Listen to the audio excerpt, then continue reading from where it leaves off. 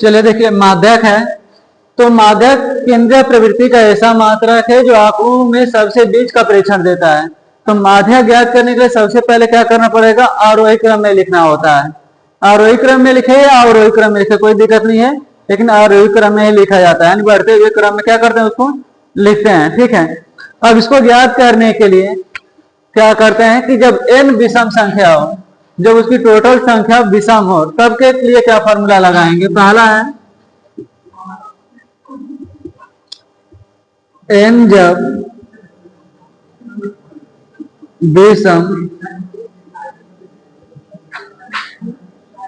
n जब विषम संख्या हो, n जब विषम संख्या हो तो माध्यक बराबर क्या होता है, उसके लिए लिखेंगे माध्यक बराबर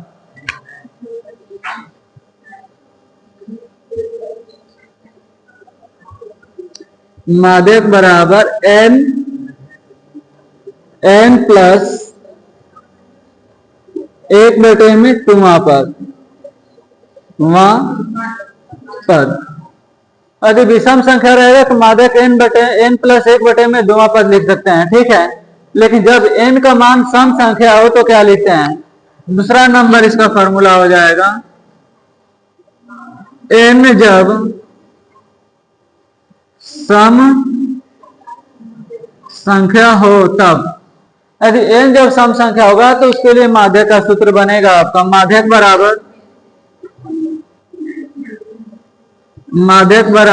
1/2 n/2वां पद, n/2वां पद प्लस n/2 प्लस 1वां पद।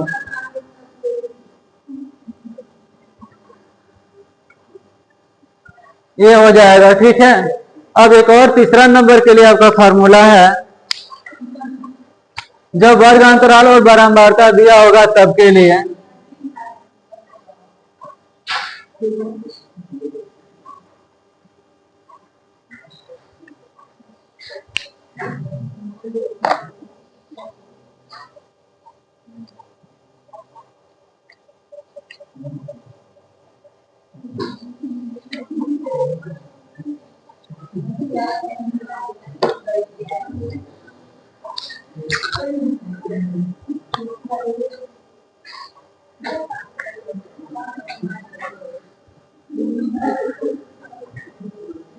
माध्यक बराबर L प्लस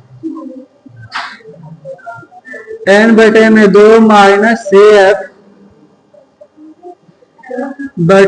F गुणे H। अब यहां से L लिख लेंगे, L बराबर क्या होगा,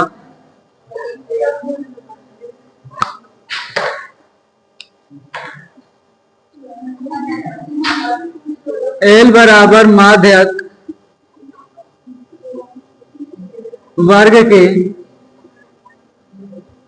निम्न सीमा।